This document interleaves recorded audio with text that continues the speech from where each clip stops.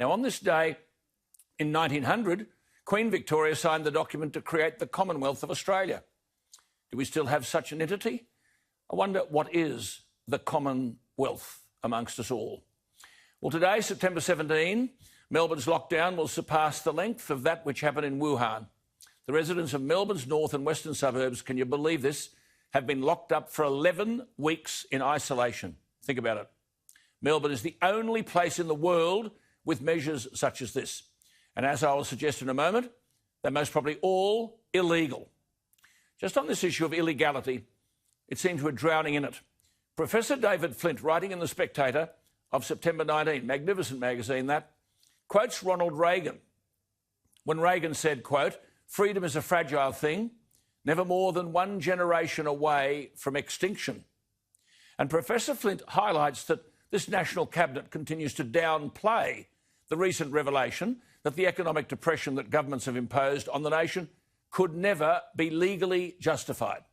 The so-called secret modelling on which this absurd response has been based, shut everything down, was in error by a factor of between 80 and 415. Now, I've made these points before, a massive mistake. They won't admit to it. And Professor Flint says, and I quote his words, if anybody else made such a mistake with such consequences, we'd have to ask whether they would be expected to keep their job, if not in court.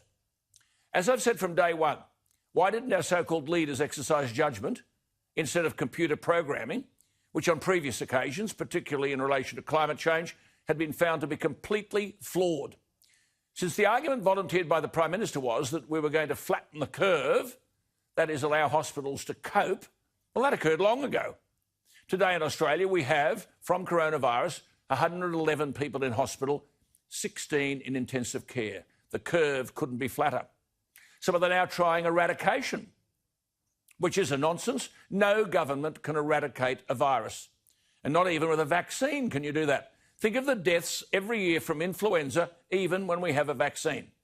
And then Professor David Flint, who has written extensively on the Australian Constitution, he is an emeritus professor of law, argues there is sound legal argument that governments cannot restrict the common law right to conduct a business.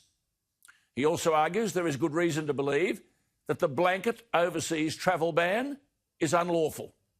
One of Melbourne's leading QCs, Michael Wiles, has questioned the validity of this extraordinary martial law curfew in Victoria.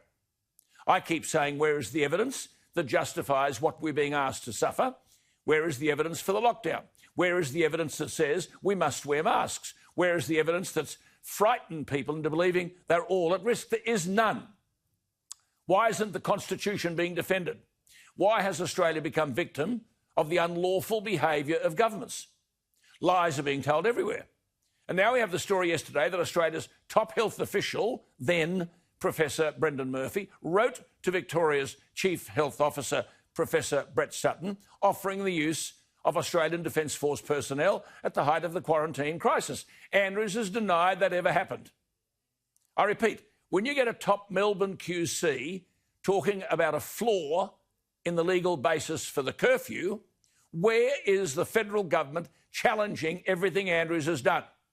A raft of international experts, including the World Health Organisation, say that border closures have no effectiveness. But the Queensland Premier says she doesn't decide. The Chief Medical Officer, the hopelessly unqualified Jeanette Young, she makes the decisions. Because Jeanette Young is the expert that suits the Premier. The curfew in Melbourne was not asked for by any expert.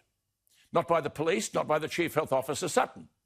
As I keep saying, the Nobel Prize winner, Professor Michael Levitt, says lockdowns are a huge mistake. The Professor of Theoretical Epidemiology at Oxford University, Sunetra Gupta, has urged, quote, urged Australia to abandon its selfish and self-congratulatory lockdown tactics. Why isn't this stuff adhered to by the Commonwealth Government? Why do we continue to make people suffer? Daniel Andrews is delivering a $23 billion hit to the CBD, and Melbourne's inner suburbs this year, wiping out 22,000 jobs. In the next 5 years, they say, the Victorian capital could lose up to $110 billion and 79,000 jobs on government impositions which may well be illegal. Is this bloke Andrews determined to kill Victoria rather than admit his mistakes? As Andrew Bolt says today, why then are Melbourne houses flying black banners with slogans like, "Thanks, Dan, we stand with you," or "This man is the #1 Premier, he should be PM," or "Chairman Dan, he's a bloody legend"? This is only because people have not been told the truth. And there has been unfair criticism also of the Morrison government getting away from Victoria, limiting the ability of Australians to return home. Many are blaming the federal government. There are nearly 20,000 Australians stranded overseas. The issue is not the Morrison government. There are plenty of empty seats on planes landing in Australia. The problem is detention centres to quarantine on arrival. So, back to the states. Again, states have a cap on the number of international arrivals per week who can go into quarantine. And as the federal government says, for example, Perth has 15,048 hotel beds available. The cap on quarantine in WA, 525. Sydney has 43,102 hotel beds available. The cap on international arrivals, 2,450. Commercial airlines are ready to bring people home, but the states say the quarantine system is close to the limit.